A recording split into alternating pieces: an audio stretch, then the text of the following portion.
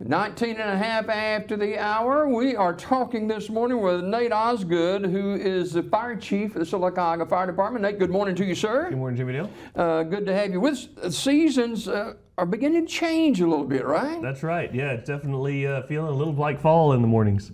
So what does that mean to the fire department? Sure. So, obviously as we start to move into the winter months, we run into situations where people are trying to heat their houses, and unfortunately sometimes that turns into more house fires for us, and we focus as we move and shift seasons there. We tend to focus on the fire prevention side of things. Of course, October's Fire Prevention Month, dating all the way back to the Great Fire of Chicago. Yeah, a long time ago. It was.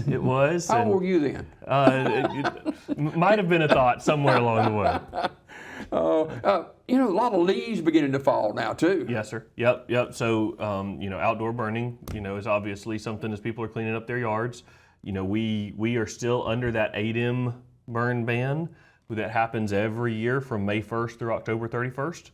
So until November 1st, we can't authorize any burning, any outdoor burning whatsoever. And until after that, after November 1st, if you're in the city limits, all we ask for is that you call up to the fire station and ask for a burn permit. And as long as there are no fire weather warnings or wind warnings or whatever, we don't have any issue giving those out for people to burn yard trash. Now that can't be consumable trash. It can't be trash out of your trash can. It's natural materials only, leaves, sticks, branches, that kind of stuff.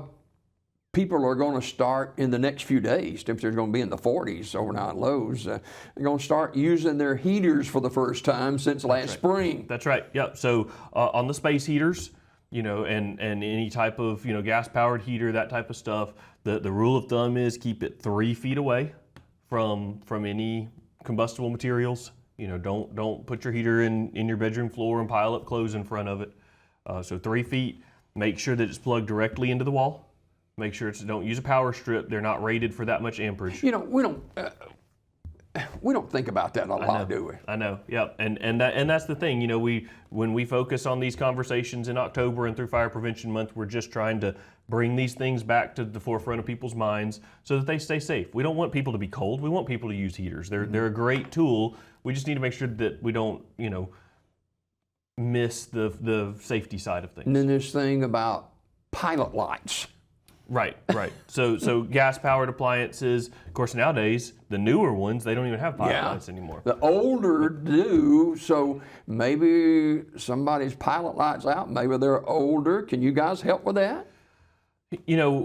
We generally don't go out for that type of stuff. Now, there have been occasions, where we have somebody who's elderly and doesn't have any family to help, and we'll go change the battery in their smoke detector. If they have the battery, we don't provide that kind of thing. So we are here to help. So if there's an extenuating circumstance, we're here to help. But generally we try to keep our trucks in service and our personnel in service for the emergency calls. Yeah. So what other tips can you give as far as change of season is concerned? Yeah. Well, and obviously moving into the holiday time. You're looking at Thanksgiving, you're looking at Christmas, you're looking at Christmas trees, frying turkeys on Thanksgiving. All of those are some of those points that can create issues for us, and we just want people to make sure that you're following the guidelines and the rules and the accepted practices with all of that stuff. Live Christmas trees, make sure you're keeping them watered. When you're frying a turkey, make sure it's thawed. Water and oil don't mix, and we've seen issues from that previously. We use sometimes extension cords. Yes. We'll plug one extension cord into another extension cord. That's not too good, is it? It's not. If we need to use an extension cord for temporary power, again, it's a great tool to have. We're not sitting here saying don't use extension cords. Make sure whatever you have plugged in on the other side isn't pulling more amperage than what the cord is rated for, because that can create electrical issues, shorts, fires, that kind of stuff. Going back to the space heater thing, that's one of the things we see a lot, because they pull a lot of those space heaters or power heaters, electric heaters pull a lot of amperage, and extension cords and power strips often aren't rated for that much. Yeah. We're talking with Sylacauga Fire Chief Nathan Osgood, and smoke detectors Yes. are so important. Absolutely. So I was hoping you were going to hit on that, because if you weren't, I was going to try to bring it up. Smoke detectors are absolutely, positively the number one best way to save lives in the event of a fire.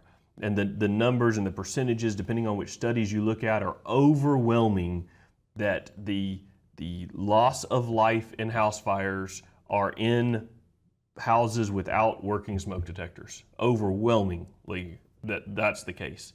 And so, batteries with smoke detectors with the 9-volt batteries in them, we say change them when the time changes. Twice a year. It's coming up in November. It's coming up soon. So change the 9-volt batteries in your smoke detectors. Make sure that they stay fresh. Nowadays, you can go to Walmart and you can buy a smoke detector that actually has a 10-year battery in it. It doesn't even have a 9-volt battery anymore.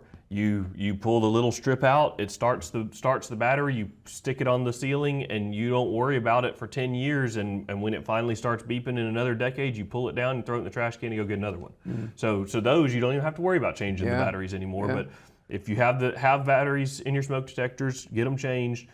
You should have a smoke detector in every bedroom and outside of every sleeping area, and at least one on every floor of your house.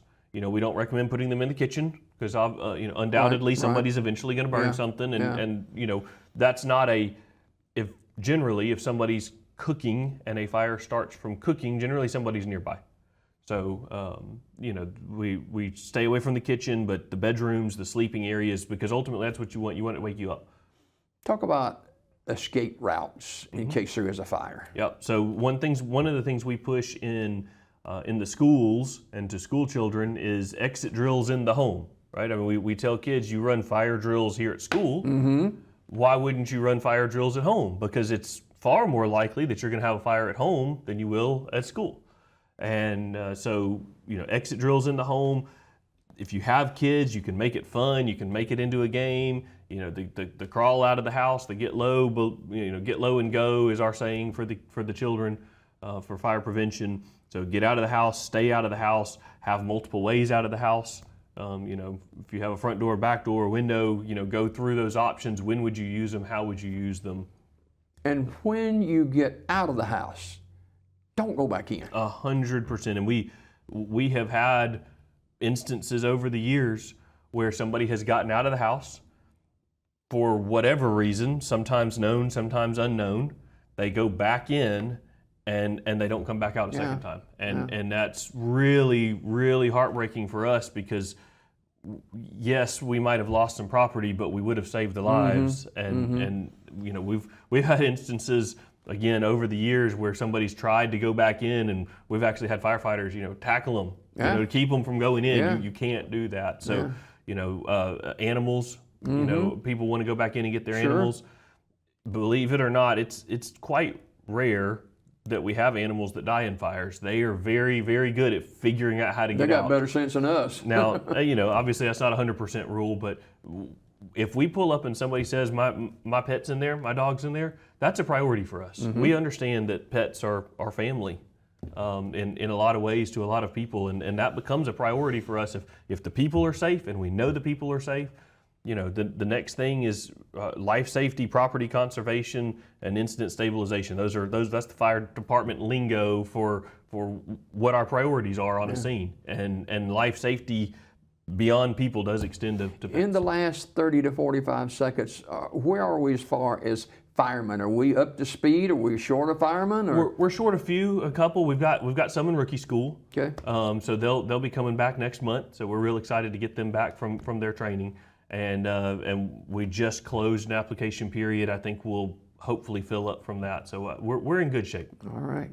Chief, thanks for coming by this morning. Thanks Always for a having me. pleasure. And Nate Osgood, the Fire Chief of Sylacauga Fire Department, our guest this morning.